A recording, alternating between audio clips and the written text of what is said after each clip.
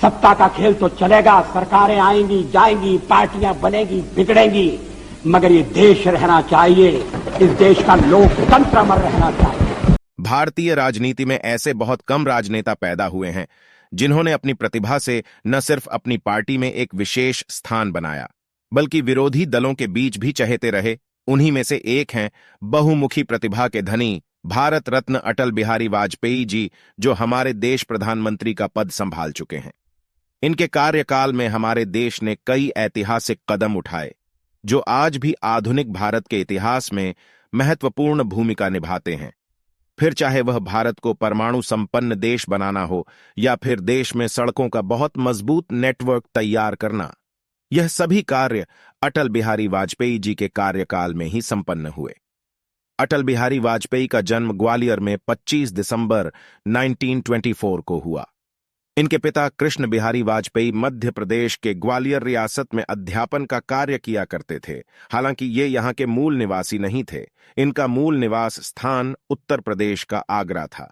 उनकी मां कृष्णा देवी थीं और उनके 3 भाई और 3 बहनें थीं। कृष्णा बिहारी वैसे तो अध्यापक थे, लेकिन साथ में हिंदी और ब्रजभाषा के एक प्रसिद्ध कवि भी थे और इनका यही गुण इनके बेटे अटल में भी दिखाई दिया। इनकी प्रारंभिक शिक्षा ग्वालियर के ही सरस्वती शिशु मंदिर से हुई। इसके बाद ग्वालियर के विक्टोरिया कॉलेज से स्नातक की पढ़ाई पूरी की। यह कॉलेज वर्तमान में लक्ष्मीबाई कॉलेज के नाम से जाना जाता है। बैचलर ONF आर्ट्स में ग्रेजुएशन प्रथम श्रेणी में उत्तीर्ण करने के बाद कानपुर के DAV कॉलेज से मास्टर ONF आर्ट्स की पढ़ाई पूरी की।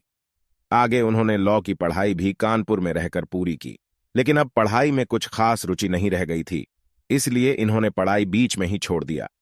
अपने कॉलेज के दिनों से ही अटल जी वाद विवाद प्रतियोगिता में भाग लिया करते थे और यही से RSS के संपर्क में आए और इसके नियमित सदस्य बन गए।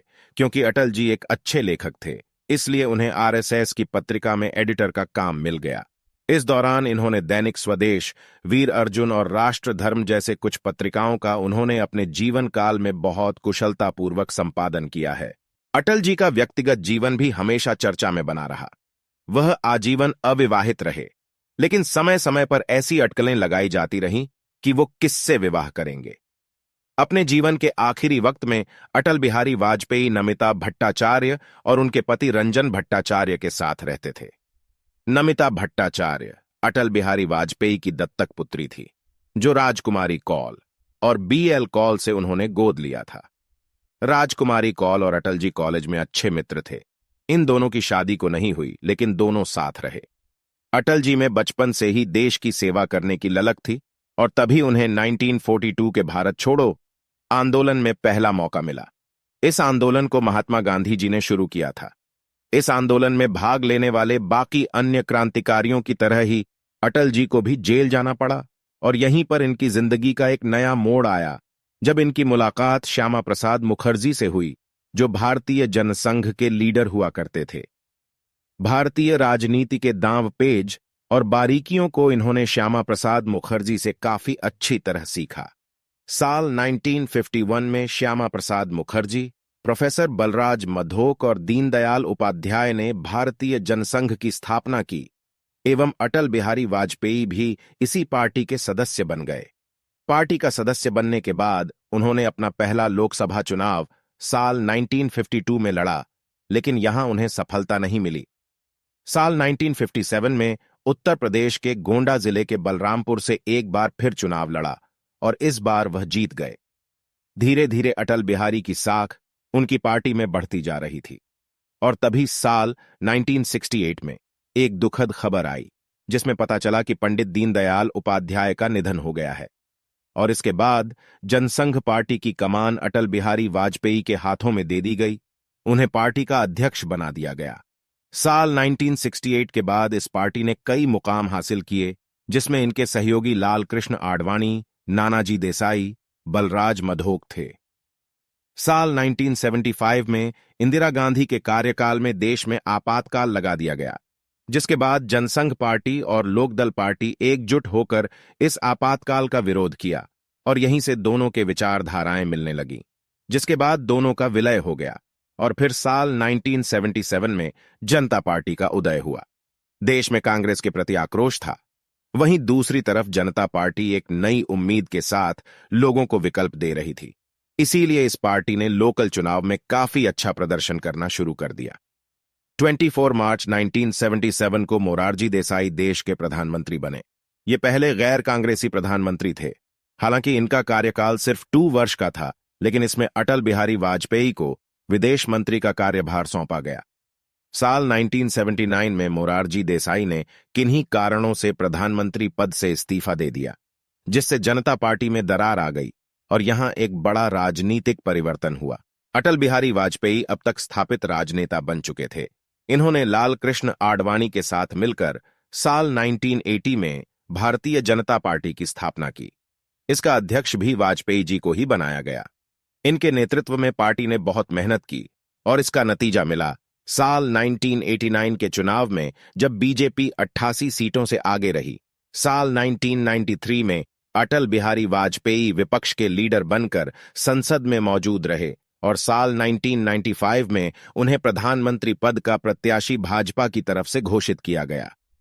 साल 1996 में अटल जी पहली बार प्रधानमंत्री बने, लेकिन सिर्फ 13 दिनों के लिए, क्योंकि इनकी सहयोगी पार्टियों ने अपना सहयोग देना बंद कर दिया, जिससे इन्हें इस्तीफा देना पड़ा।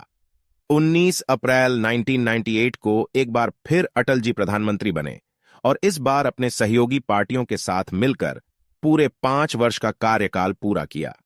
उन्होंने अपने कार्यकाल में कई अप्रत्याशित कार्य किए, जैसे देश को परमाणु शक्ति संपन्न बनाया, पाकिस्तान और भारत के बीच बस सुविधा, कारगिल युद्ध में भूमिका, स्वर्णिम चतुर्भुज योजना, कावेरी जल विवाद, देश के आधारभूत ढांचे का विकास, गरीबों के लिए रोजगार और विदेशी भारतीय के लिए बीमा योजना आदि कार्य किए थे। अटल बिहारी वाजपेयी को मिले पुरस्कार और उपलब्धियां में पद्म भूषण, श्रेष्ठ शासन पुरस्कार, लोकमान्य तिलक पुरस्कार, भारत रत्न जैसे पुरस्कार है। वाजपेयी भारत रत्न ग्रहण करने वाले देश के 7वें प्रधानमंत्री बने। इससे पहले जवाहरलाल नेहरू, इंदिरा गांधी, राजीव गांधी, मोरारजी देसाई, लाल बहादुर शास्त्री और गुलजारी लाल नंदा को यह सम्मान मिल चुका है। साल 2009 से अटल बिहारी वाजपेयी गंभीर स्वास्थ्य समस्याओं से गुजर रहे थे। इसी साल उन्हें दिल का दौरा पड़ा, जिसके चलते वह बातचीत करने में असमर्थ हो गए। उसके बाद उन्हें कई दिक्कतों का सामना करना पड़ा, जिनमें से एक थी किडनी में संक्रमण। आखिरकार 16 अगस्त 2018 को शाम 5:05 में अटल जी ने दिल्ली के एम्स अस्पताल में अंतिम सांस ली, जिसके बाद राष्ट्रपति रामनाथ कोविंद ने अटल जी के सम्मान में 7 दिनों का राजकीय शोक की घोषणा की थी। उन्हें अगले दिन 17 अगस्त को हिंदू रीति रिवाज के अनुसार उनकी दत्तक पुत्री नमिता कौल भट्टाचार्य मुखाग्नि दी। उनका समाधि स्थल राजघाट के पास शांतिवन में बने स्मृति स्थल में बनाया गया है।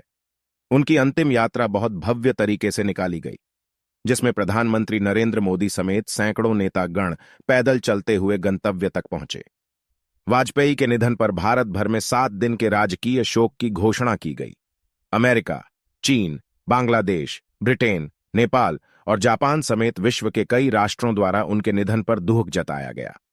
अटल जी की अस्थियों को देश की सभी प्रमुख नदियों में विसर्जित किया गया।